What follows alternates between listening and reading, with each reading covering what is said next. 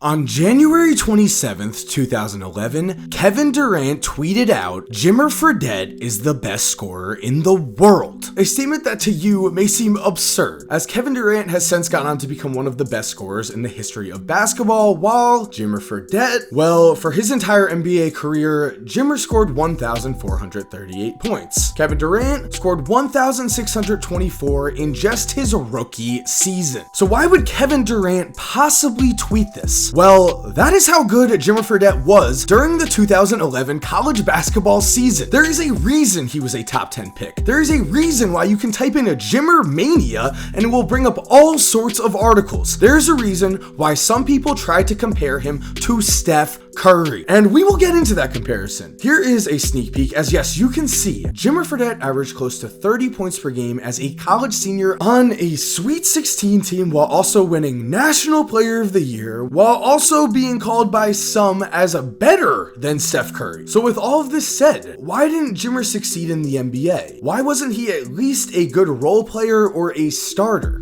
So what's up guys, Mike here, and yes, today we are diving into Jimmer Mania, a time in life where I swear to you, people for one college basketball season stopped saying Kobe when they shot at anything, and instead, I'm telling you, said Jimmer. I've said that before, and I've gotten a lot of doubtful comments, which I understand. Kobe is Kobe, Jimmer is Jimmer, but for one season, Jimmer Fredette really was that unreal as a basketball player. And so, before we jump into the actual games, I want to talk about this. Jimmer Fredette was a college basketball superstar. As a senior, Jimmer would light up the NCAA for 28.9 points per game, the fifth most points per game since 2001, one spot ahead of Steph Curry. But it was more than the points that Jimmer put up that made him a college basketball icon, and I do not use that word lightly. At the time, Jimmer was an icon. When he joined the Sacramento Kings for his rookie season after going number 10 overall in the 2011 NBA draft, Jimmer's jersey sales were so popular that they not only were sold out, but Jimmer's sales alone increased the merchandise sales of the entire Sacramento Kings organization by 540%. And I know,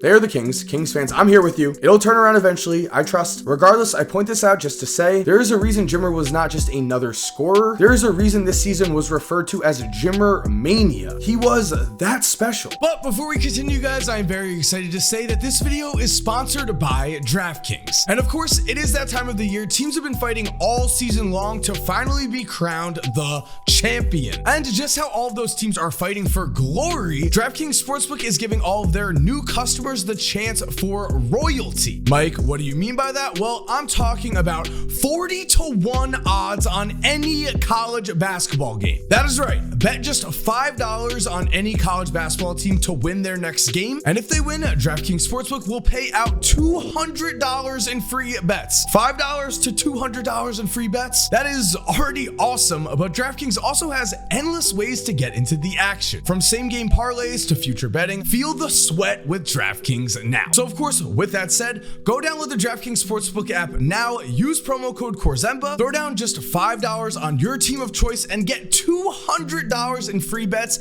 if your team wins. That is code Korzemba again at DraftKings Sportsbook. Make sure to go download, guys. Link will be in the description. For now, let's get back into the video.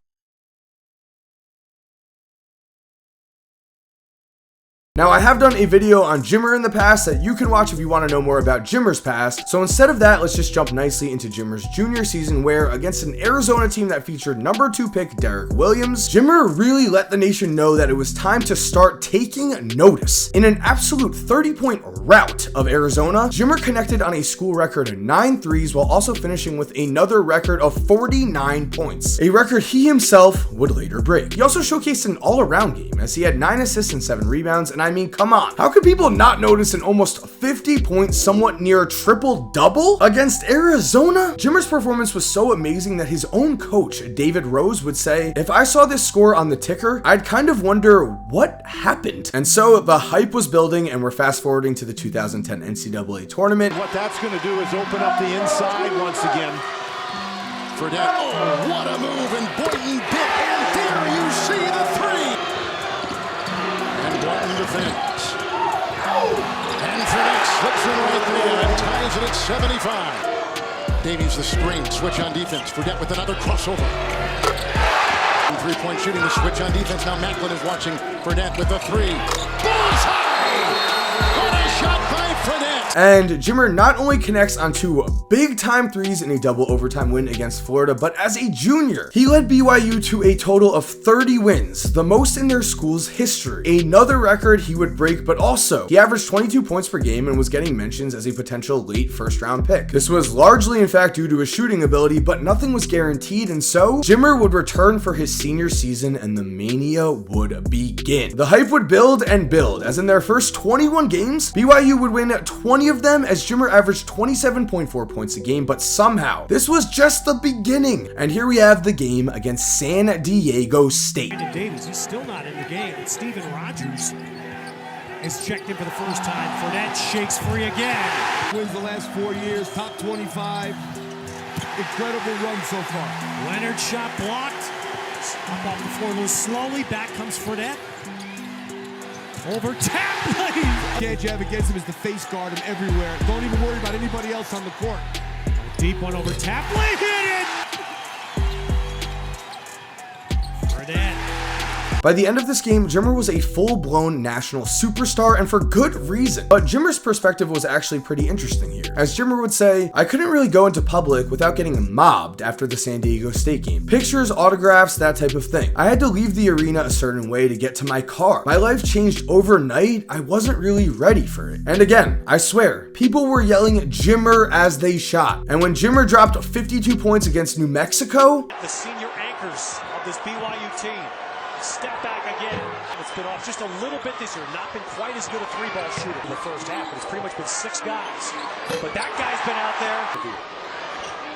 Fredette, that's his range. That Hardiman is not a guy you can throw the ball to and make a basket for. Why not? Well, we're going to see history tonight. the expectations for the NCAA tournament were set, and Jimmer delivered. Oh, wow. Ankle breaker. Absolutely. Magnuson. Here's Fredette. Well, we'll do it my way. There they go. Yes.